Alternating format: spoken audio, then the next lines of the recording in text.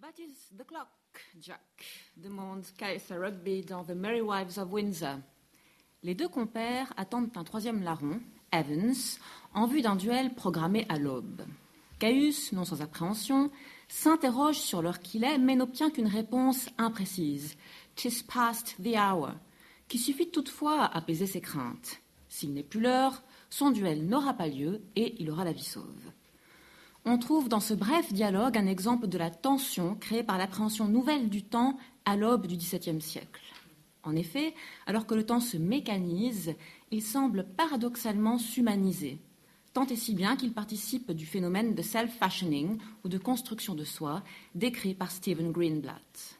Or, dans l'Angleterre de la fin du XVIe siècle, la fin de vie est d'autant plus anxiogène qu'il est impossible de savoir si l'on fait ou non partie des élus.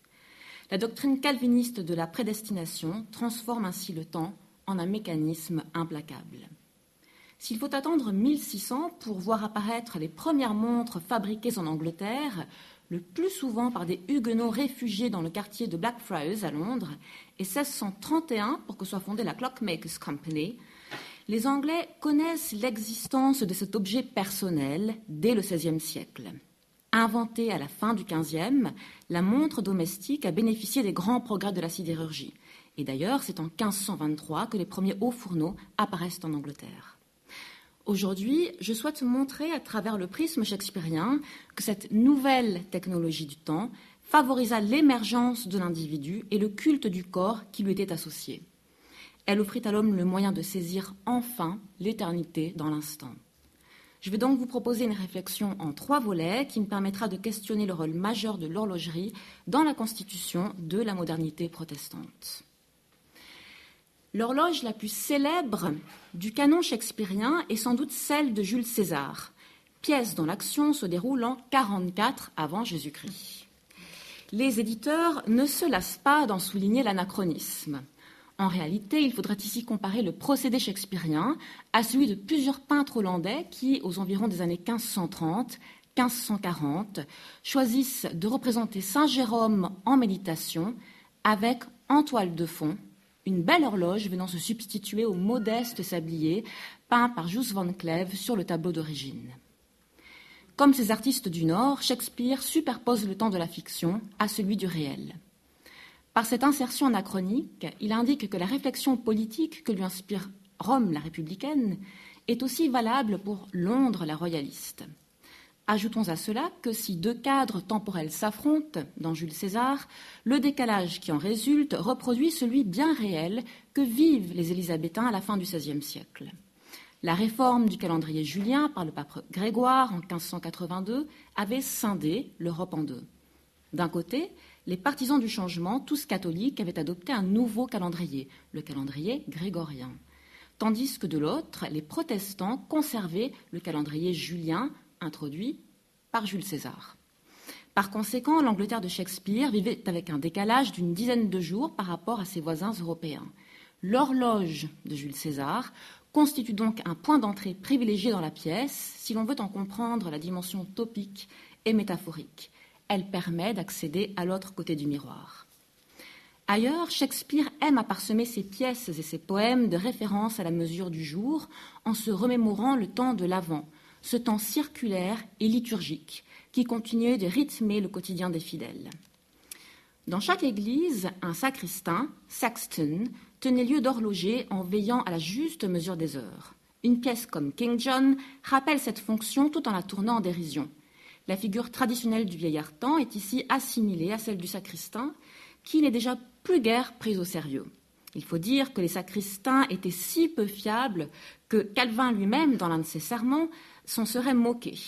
« God makes the days, but Martin, the clock keeper, makes the hours as he pleases. » Si le temps liturgique fonctionne pour Shakespeare comme un trompe-l'oreille, c'est qu'il paraît lui préférer le temps immédiatement perceptible par l'œil. On connaît tous, grâce à la réplique déchirante de Macbeth, « Out, out, brief candle », la puissance d'évocation de la bougie graduée, génératrice de vanité tant picturale que dramatique. Mais l'on retrouve aussi, sous la plume du dramaturge, les mots « glass » ou « hourglass », qui renvoient tous deux à cet objet familier conçu au XIIIe siècle. Parce que le sablier se retourne, l'objet est moins lugubre qu'une bougie qui, elle, s'éteint à jamais. Il suggère en effet la possibilité d'une renaissance. La vie n'est qu'un passage, ce que montre bien le sable qui s'écoule. Et ce sable, dans les faits, pouvait être remplacé, entre autres choses, par des coquilles de broyer, de la poudre de marbre ou de la limaille de fer. À l'image, vous voyez un sablier du XVIe siècle conservé au musée du Temps de Besançon. Dans le théâtre de Shakespeare, l'objet évoque le désir d'ailleurs, un désir mortifère, comme on le voit dans The Merchant of Venice, où la seule vision d'un sablier évoque pour Salerio l'image d'un naufrage. Il suggère en outre un temps propice à la mélancolie et à l'introspection, dans la lignée de la Mélancolia que Dürer représentait muni de son sablier, en haut à droite de la gravure. Dans la première partie d'Henri VI, par exemple, le sable qui s'écoule correspond à la fois à la durée d'une heure et au terme de l'existence terrestre. L'image est ici d'autant plus poignante qu'elle associe un objet du quotidien aux affres de la mort. S'il était impossible avec ce système de décompter les minutes et pour le moins hasardeux de mesurer les demi-heures, il permettait néanmoins de découper commodément le temps en larges séquences. Il était donc très répandu dans les écoles puisqu'il avait l'avantage de permettre au maître de débuter son enseignement lorsque tous les élèves étaient présents. La même logique prévaut pour les cours particuliers donnés aux jeunes princes. Grâce à un inventaire des palais d'Henri VIII datant de 1547, nous savons que le jeune Édouard, futur roi d'Angleterre, possédait un sablier en os, lui permettant de suivre des leçons d'1 heure. Avec le sablier, c'est, in fine, l'homme qui préside au décompte du temps, et non le temps qui impose ses règles. Ce renversement articule la célèbre première scène de l'acte 4 de The Winter's Tale, où le temps est incarné par un acteur. Parce que Shakespeare décide que 16 années se sont écoulées dans l'histoire qu'il nous raconte, le temps, muni à l'époque d'un sablier et non d'une horloge, s'exécute. Cette apparente maîtrise d'une temporalité linéaire que l'homme de la Renaissance cherche à dominer ne résiste cependant pas aux faits. L'heure, dans l'Angleterre prémoderne, demeure imprécise, et cette inexactitude temporelle se retrouve dans The Tempest, du mot latin tempestas, mais aussi du terme tempus, le temps, qui confère au sablier, ou glace, une place de choix. Or, les références temporelles s'y contredisent allègrement.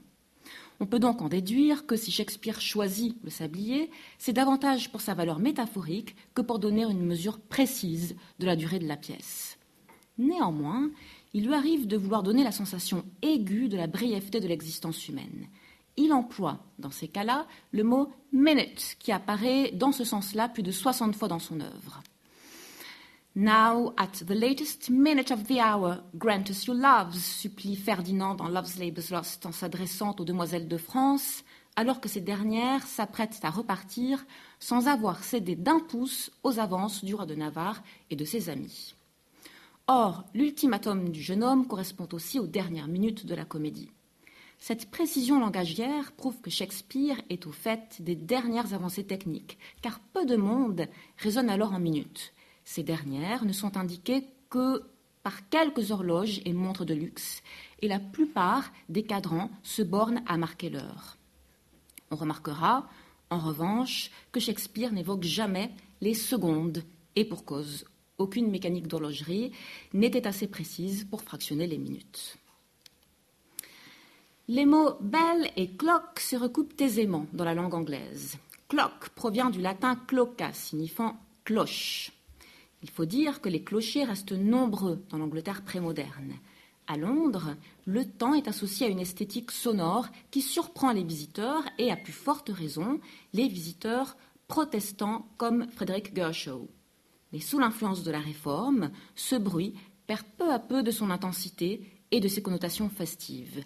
Les puritains cherchent à faire taire ces cloches qu'ils estiment trop bruyantes. Le théâtre de Shakespeare, qui les évoque fréquemment, je pense par exemple à The Merry Wives of Windsor, conserve donc une mémoire acoustique et nostalgique d'un temps qui est en train de disparaître. Le son céleste des carillons laisse en effet progressivement la place à la rondeur de l'horloge, qui perpétue le symbolisme ancien de la roue servant à marquer le passage du temps. Au XIVe et XVe siècle, l'horloge reste murale. C'est le ressort lové en spirale qui accélère la miniaturisation de l'horloge murale, en horloge de table dès la deuxième moitié du XVe siècle. Dans l'Angleterre du XVIe siècle, la miniaturisation s'accélère. Porter une montre, c'est allier un plaisir raffiné d'esthète à une réflexion sur la finitude. C'est faire, en quelque sorte, l'expérience d'un memento mori permanent, comme en témoigne cette montre qui appartenait à Mary Stuart, reine d'Écosse. Et cette expérience tant visuelle que philosophique touche d'abord les classes aisées. En effet, la montre est alors le privilège des riches urbains. Riches parce qu'une pièce d'horlogerie miniature coûte en moyenne 20 livres à l'époque, soit plus de 500 livres aujourd'hui. Et urbain parce qu'à la campagne, le corps à corps de l'homme se fait avec la nature bien plus qu'avec la machine. Comme le remarque Orlando dans As You Like It, There's no clock in the forest. Les sujets fortunés qui voyagent utilisent quant à eux un ring dial, un petit cadran solaire portatif en forme d'anneau. L'objet est pratique. Il suffit d'ajuster la bonne date sur l'anneau et de regarder à quel endroit du cadran parvient le rayon du soleil, s'il fait beau, qui s'engouffre par le petit trou percé sur la bague. Ces anneaux constituaient de parfaits cadeaux dans les cercles de la noblesse.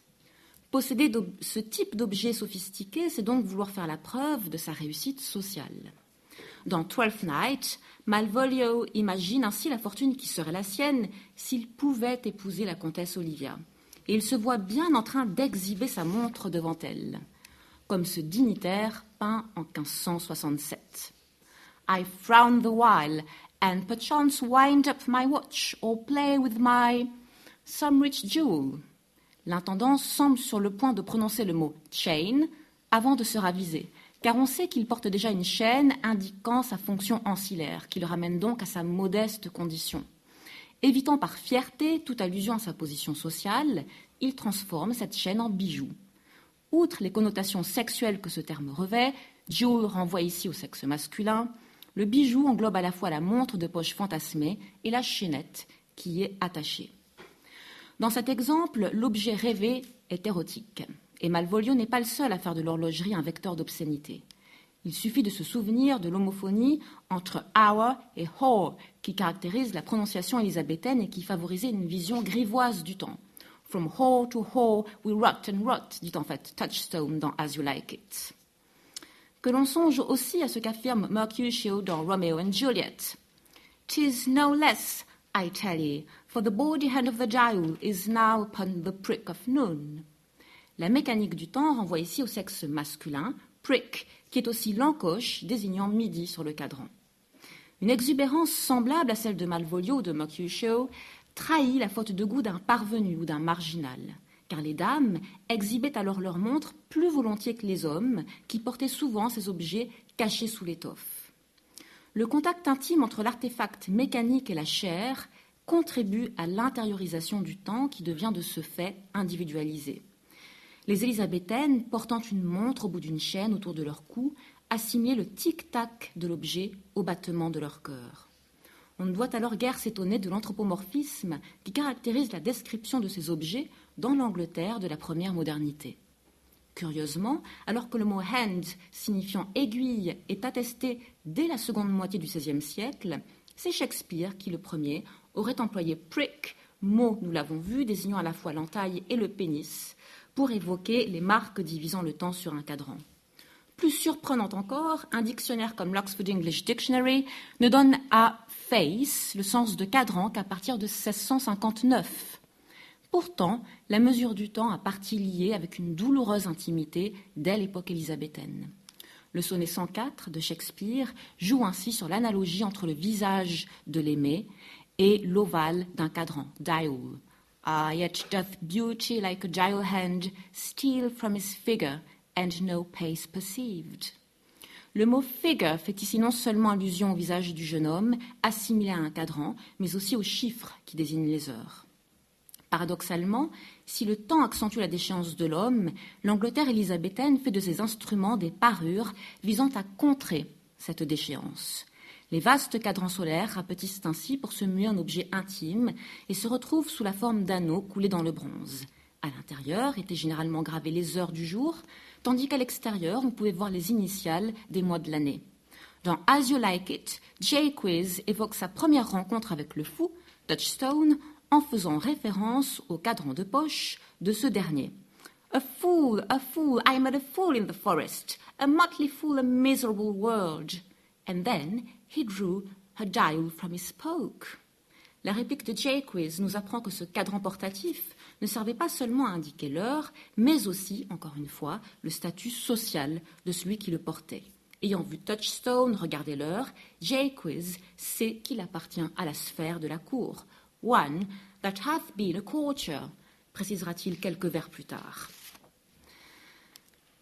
L'horlogerie, dans nombre d'œuvres du XVIe siècle, sert de métaphore militaire car elle évoque un mécanisme ordonné et apparemment efficace. Elle reflète l'harmonie du monde également. Et cette image est transposée dans le réel lorsqu'en 1598, un horloger originaire des Flandres et installé à Londres, Nicolas Wallen, met au point une extraordinaire horloge musicale dont les 13 cloches jouent un air différent chaque quart d'heure. Le cliché qui fait de Dieu le grand horloger de ce monde trouve ici l'une de ses premières et de ses plus belles illustrations sonores en Angleterre.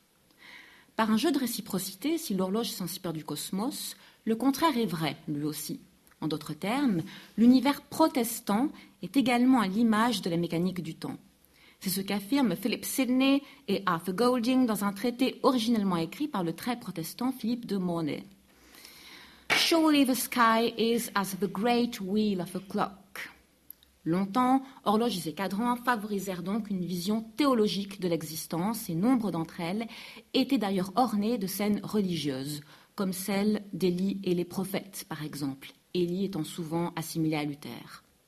Au théâtre, elles furent symboles de maîtrise et d'autorité, offrant une illustration parfaite de la maxime humaniste Festina lente.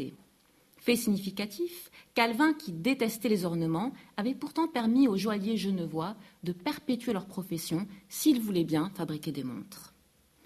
Mais toute fascination s'accompagne d'une remise en question. Le problème de l'horlogerie mécanique, c'est qu'il faut sans cesse la remonter. Et Shakespeare tourne ce mécanisme en dérision dans The Tempest. Alors qu'Antonio et Sébastien attendent que Gonzalo s'exprime à sa manière, toujours un peu pompeuse, Sébastien lance à son complice d'un ton narquois. « Look, he's winding up the watch of his wit. By and by it will strike. » Le vieux conseiller, incapable de réagir spontanément, est censé remonter son esprit comme on le ferait d'une montre de poche pour être capable de sonner, c'est-à-dire de parler. Le son évoqué est d'ailleurs imité par Sébastien dès que Gonzalo ouvre la bouche. Gonzalo, Sir, Sébastien, one, tell. One équivaut ici à la sonnerie marquant l'heure. Clairement, le type de montre auquel font allusion les deux compères rappelle celle que Nicolas Wallen fabriquait en fer et en cuivre. D'un diamètre d'environ 6 cm, elles étaient munies d'un échappement. Alors l'échappement est le mécanisme placé entre le rouage et le balancier. Elles étaient munies d'un échappement à verge, aussi appelé échappement en roue de rencontre, et sonnaient un coup à chaque heure. Elles pouvaient fonctionner un peu plus de 24 heures, mais guère davantage lorsqu'on les remontait. Cette ingénieuse technologie est donc raillée par Antonio et Sébastien. Loin de porter la voix de Dieu, comme le faisaient les cloches au Moyen-Âge, la nouvelle mécanique épouse les faiblesses humaines. Et il faudra attendre 1656 pour que Christian Huygens révolutionne l'horlogerie par l'ajout du pendule régulateur. Au temps de Shakespeare, l'aiguille des horloges avance donc soit toujours un peu trop vite, soit pas assez, sous l'effet de la rouille, de la graisse et de la poussière. Dans Love's Labour's Lost, Burroughs se plaint ainsi des femmes qui s'avèrent aussi peu fiables que les montres allemandes. Or, l'un des pionniers en matière de fabrication de montres à porter en pendentif ou dans la poche est un certain Peter Henlein. La première montre en fer de ce type à être précisément datée remonte à 1548. L'ironie de Shakespeare dans Love's Labour's Lost montre qu'une fois passée une phase légitime d'admiration suscitée par les progrès de la science, l'agacement que génèrent les ratés de la technologie prend le dessus. Du même coup, les mécanismes d'horlogerie peuvent symboliser la faillite humaine. Il suffit de se rappeler le monologue de Richard II venant de perdre sa couronne. « I wasted time, and now doth time waste me. For now hath time made me his numbering clock. » Numbering clock évoquant ici un instrument de mesure du temps capable de décompter les heures et les minutes. Nous ne sommes plus en présence d'une horloge anthropomorphe, mais d'un corps réifié, automatisé, dévoré par le temps qui en a fait son objet. En d'autres termes, c'est l'horloge astronomique qui préside à la destinée de son horloger et non plus l'inverse. Dans le passage évoqué, le corps tout entier du souverain déchu est assimilé à une numbering clock, une horloge au mécanisme aussi complexe que celle de la cathédrale de Wells dans le Somerset, qui témoignait d'une mécanisation extrême de la liturgie. Au centre du cadran de l'horloge se trouvait une petite boule représentant la Terre. Le Soleil et la Lune tournaient autour. Le mécanisme actionnait aussi 2 automates, 2 chevaliers en armure. Contempler un tel mécanisme revenait à assister au spectacle condensé de la vie afin de se préparer à mourir.